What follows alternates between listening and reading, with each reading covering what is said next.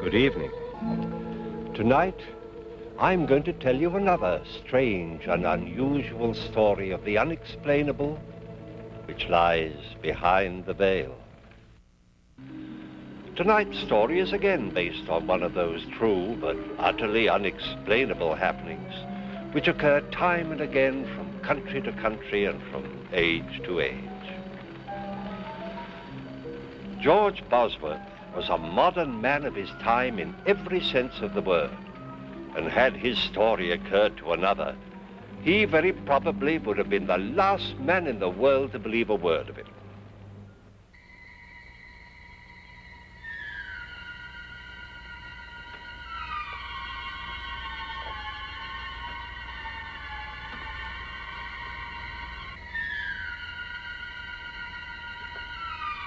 Art Bosworth had had a busy day, and now, as the last customer left his shop, he prepared to close for the night.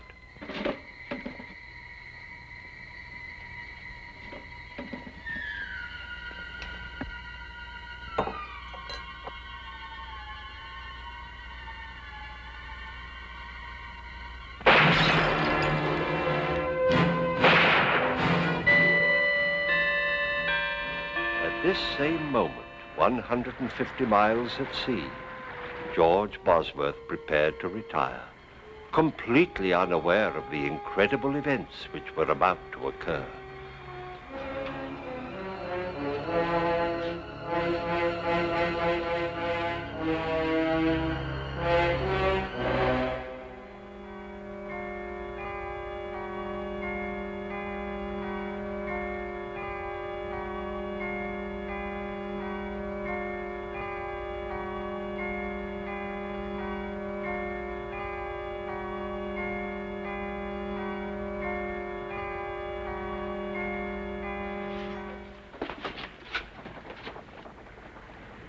Captain! Captain! What is it, Mr. Bosworth? Captain, I've got to get back to England immediately. I'm afraid that's quite impossible, sir. Oh, please. I'm afraid something's happened. Are you ill, Mr. Bosworth? No. Well, yes, maybe. I don't know. I can't explain, Captain, but I must return at once. Mr. Bosworth, we're 150 miles from Dover, and I have a schedule to maintain. If I were to turn round and go back without good and sufficient reason, I would in all probability lose my position. But this is an emergency. There are rules and regulations covering all emergencies at sea. Perhaps if you could tell me why... Well, I think my brother is... I can't tell you, Captain. It's terribly important. I'm sorry, Mr. Bosworth, but I can let you off at Ostend.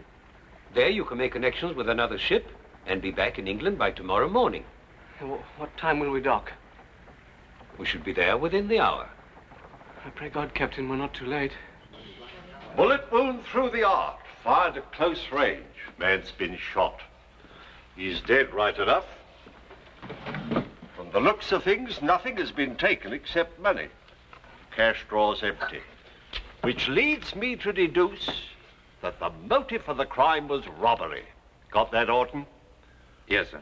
I checked the Bosworth house. George isn't there. The place is shut up tight. That's odd. Him and Art usually close the shop together. Are you sure you heard the shots at 9:45? Right you are, Chester. 9:45 exactly. Just a minute, Bertha. A little less familiarity, if you please. This here is official police business, and I'm here in my official capacity. Until I've solved this crime, I'll trouble you to remember that I'm a sergeant in Her Majesty's constabulary. Oh, I am sorry. From now on, I'll remember, Chester. Sergeant. You may proceed, Mrs. Clink. Well, I'd just put the kettle on. I always makes us a pot of tea in the evenings, just before retiring, as you might say. You know how Alfie likes to get to bed early. Yes. Get on with it. Well, I'd no sooner touched the kettle to the stove when I heard the shots. So I said to Alfie, that sounds like shots. And Alfie said no. So I said to Alfie, Alfie, them was shots. And Alfie said... Never mind what Alfie said. What did you do?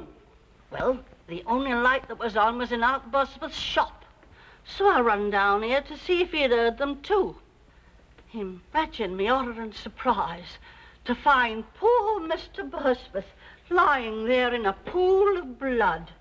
Aha! And whose blood would you say it was? How long would you estimate this was after you first heard the shots, Mrs. Clink? Couldn't have been more than 5 or 10 minutes. Thank you very much, Mrs. Clink. That'll be all. But I haven't finished. If you've anything more to say, you can make a statement at the police station. But I know who done the murder. Mrs. Clink, you saw the murderer? Yes, I did. I see. Now, Just a minute, Constable. I'll handle this. Now then, Bertha, why didn't you give us this valuable information before this? I was about to, until I was so rudely interrupted. Are you insinuating that I was rude? Sergeant, may I suggest? The murderer? Huh? The murderer? Oh, yes. All right, Mrs. Clink. The name, if you please. His name is Albert Ketch. How do you know that, Mrs. Clink? I saw him. Just as I got outside, I saw him run from this very shop, as though the old devil himself was after him. Are you sure? My sight's as good as yours, Chester Wilmore. Sergeant, shall I round him up? Why, yes, Constable, do that. And see if you can find out what become of George Bosworth. Why not ask Mrs. Clink, sir? I'm sure I don't know, Constable. But why not ask Miss Julie Westcott? She's his fiancée. She ought to know. I'll do that, Mrs. Clink. All right now, off with you. Home, all of you, if you please. This here shop will be closed till further notice. Move along, please. Now then, Albert, why don't you confess and save us all a lot of trouble? All nice and tidy, eh? Because I didn't shoot Art Bosworth, that's why. Aha! How do you know he was shot? You told me. Oh. What were you doing in the apothecary shop at that time? Oh, I was there to collect a debt what was owed me. What was the debt for? Well, you see, I do a bit of carpenter work in my spare time, being handy with my tools, as you might say. And I built a set of shelves for Mr. Bosworth several weeks ago. And it took you several weeks to get paid? Well, there was a slight misunderstanding between us, as you might call it. Aha! That don't mean I killed him. What was the cause of this misunderstanding? While I was building the shelves, a case of his medicines got broke. Bosworth got terrible excited. Claimed I'd done it careless like. Said they was worth more than the shelves and he wouldn't pay me. And so you killed him? That's not true. I don't even own a gun. A likely story. Why, I wouldn't be surprised if you wasn't doing a bit of poaching in your spare time. Oh, it's a nasty thing to say. Poaching's a very serious offence. I've a mind to enter charges against you. Sergeant, this man's being charged with murder, not with poaching. You hear that, Albert? The constable's right. Murder's the charge. Don't you try to throw us off the track with all this talk about poaching. Now, why don't you be a good fellow and confess and save us all this trouble? Now, look here, Sergeant. I'd like to help you, really I would. But you know I'm not the kind of man who'd kill a chap in cold blood. Albert Ketch, you're making it very hard for us. Very well. If you won't cooperate, we'll have to drag it out of you. We'll start all over again.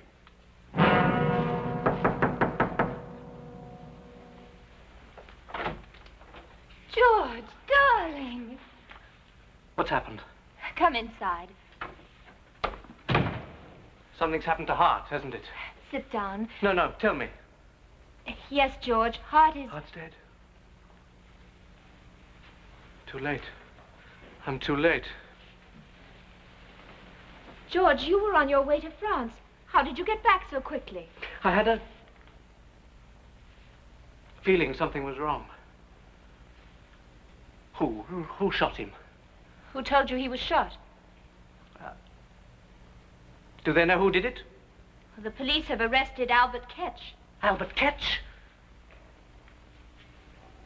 But he didn't do it. Darling, I know this has been a terrible shock, but you weren't here. How do you know he didn't do it? Julie, please, take me on trust for now. Albert Ketch had nothing to do with Hart's death. Darling, you're upset.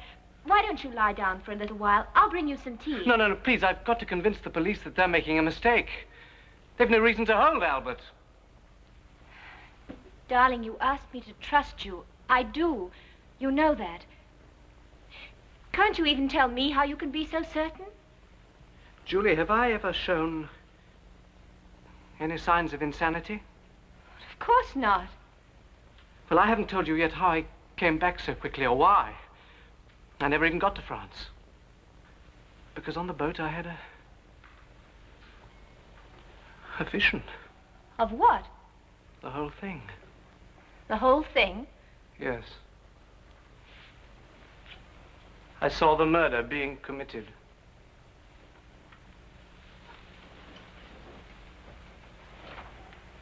George, tell me exactly what you thought you saw.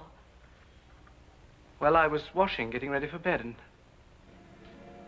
when I looked into the basin, I saw the apothecary shop. It was exactly as if I was right there, everything as clear as it is now.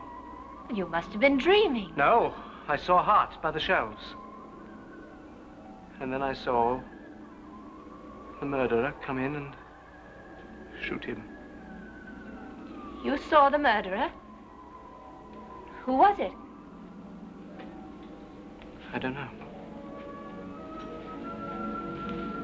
But it wasn't Albert Ketch, I'm sure of that. George, you can't tell anybody this. But I must. Ketch is innocent. Julie, you believe me, don't you? What difference does it make whether A great deal of difference to me. George, I believe you because I love you.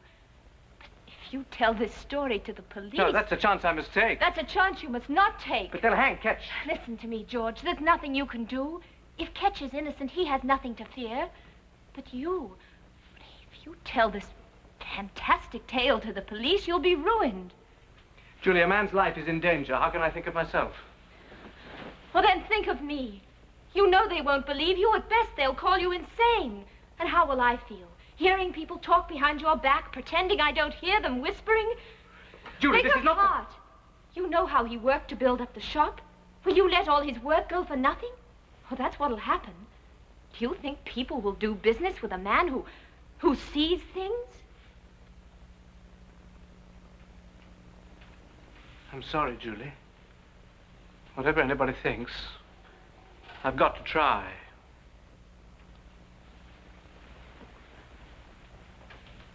Very well, George. If you feel you must, I'll go with you. No, there's no need for you to become involved.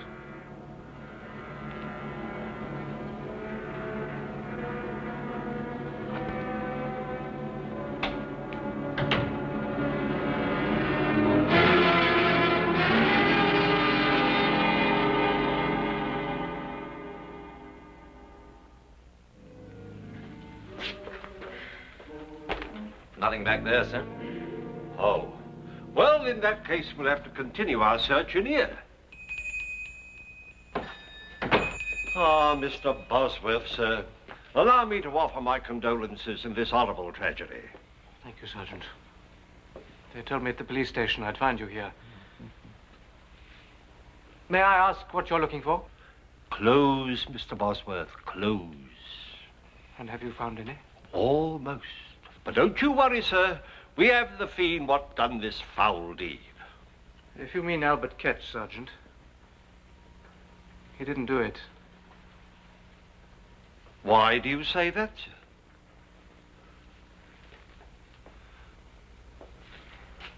Well, I ask you again. What makes you so sure that Albert Ketch is innocent? I can't tell you, Sergeant. You'll just have to take my word for it, but Albert Ketch had nothing to do with it. That's rather a large order, Mr. Bosworth. Asking us to accept your word without anything to back it up. Mr. Bosworth, sir. I assume you can prove your whereabouts at the time of the crime? Well, yes, I can. I was on a boat on my way to France. Mr. Bosworth, who else besides yourself stands to inherit your brother's estate after his death? Why, no one. I'm the only... Just what are you driving at? Now, I'm sure the constable means no offence, sir, but let me fill you in on the facts. We have a high witness what places Albert Ketch at the scene of the crime. He had motive, he had opportunity. Sergeant, have a look here.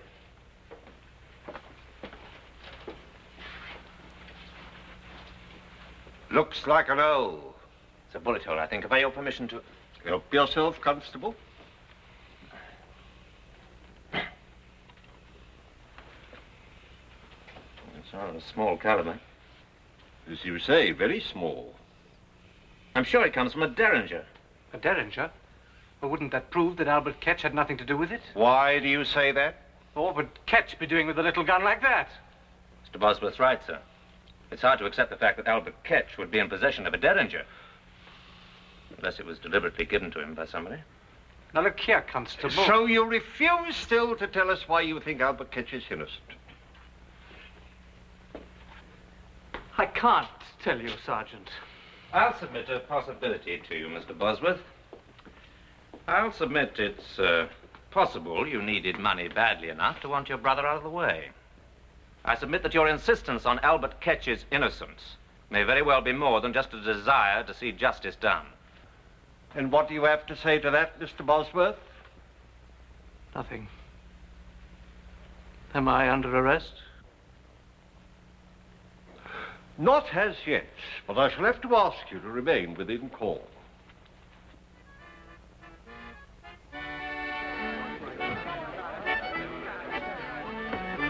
Evening, Mr. Bosworth. Oh, good evening, Mrs. Clink. Alfie and me wishes to convey our sympathy for your bereavement. Thank you. Shall we sit down for a minute?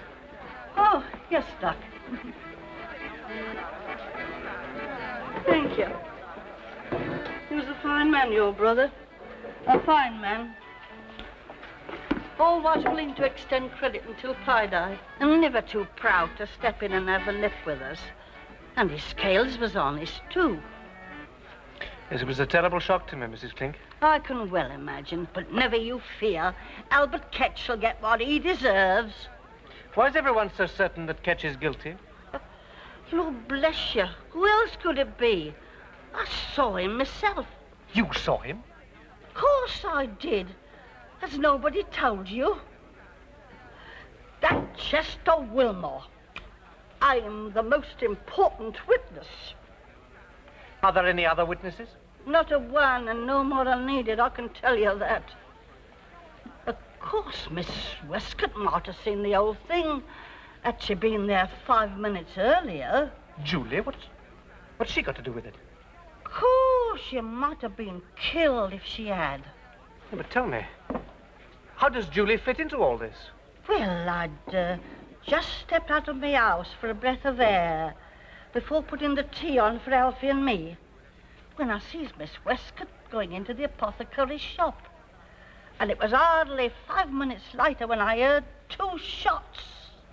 I runs outside, and there goes Albert Ketch tearing down the street. Naturally, I got the police, and it was hardly no time at all before they had him clapped in the pokey. Julie never said anything about it. Oh, I dare say she didn't want to worry you. So it's the first time I've ever known her to worry about anyone. What do you mean by that? I'm not the one to talk about a body when they're not present to defend theirself. But everyone knows as how Miss Julie Westcott considers herself much better than us common folk. What are you saying, Mrs. Clink? It's truth. Ask any of the girls. They'll tell you. Her and her fine talk about position and money and station in life. But she wasn't fooling your brother none. No, sir. She wasn't pulling the wool over his eyes. Oh, you poor boy. I've upset you with me wagging tongue. Alfie always says I talk too much. But don't pay any attention to me. You better get home and get some rest. And I'll be saying good night.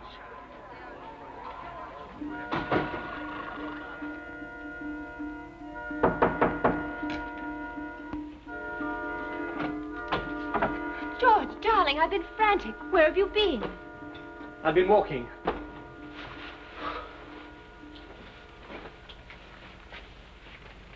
The police think I'm involved in Hart's death.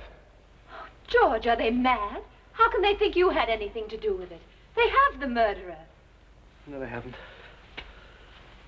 Ketch is no more guilty than I am. Will you stop saying that? The police think he's guilty. Isn't that enough? No. Why are you so intent on seeing him hang? I'm not. I just don't like seeing you so upset, that's all.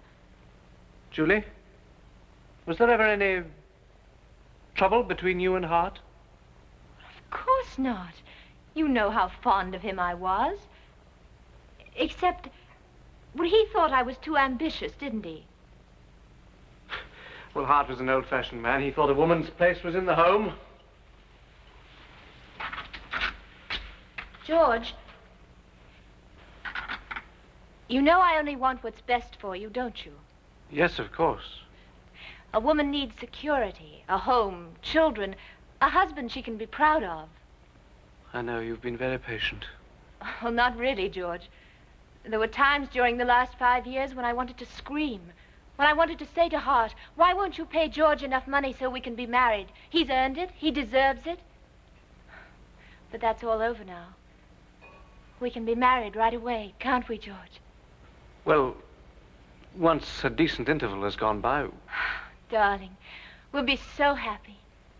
Mrs. George Bosworth. I can't wait to see my friends' faces when I tell them.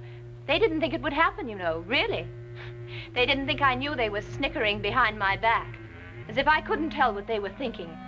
That Julie Westcott, she isn't getting any younger. If George doesn't ask her soon, she may not get any more chances. Aren't you exaggerating just a little? Well, perhaps, just a little. Now, promise me you'll think only happy thoughts while I make us some tea.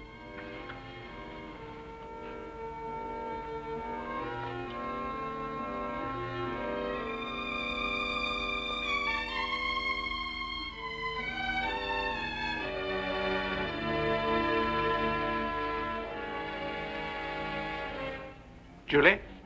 Yes, dear? About Albert Ketch. I've been thinking perhaps you're right. There really is nothing more I can do. I'll see that he gets a good solicitor, of course. That's very generous of you, George. And as soon as I can, I'll put the shop up for sale. And then we'll be married and we'll move to somewhere... What's the matter?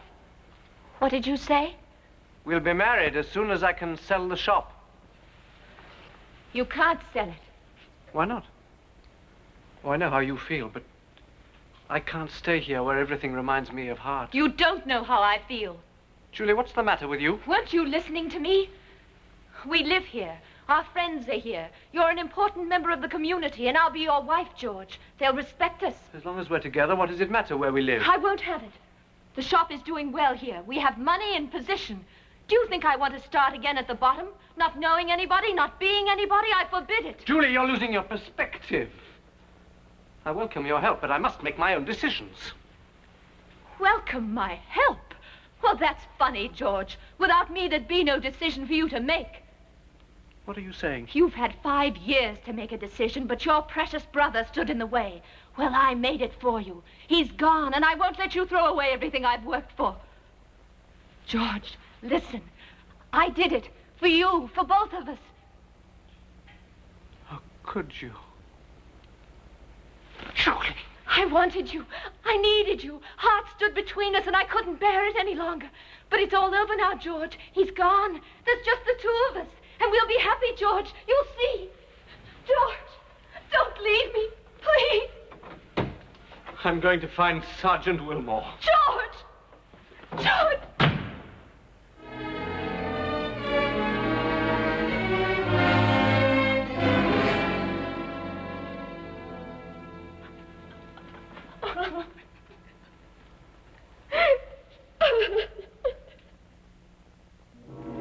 And so George, shocked and stunned as few men have had the misfortune to be, did his duty as he saw it.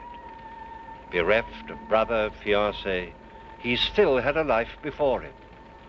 Time would heal these scars, but But would it ever bring to him an understanding of how he could have seen his brother's death? I don't know. Do you? Please join me again for another journey into the world of the unexplainable, which lies behind the veil. Good night.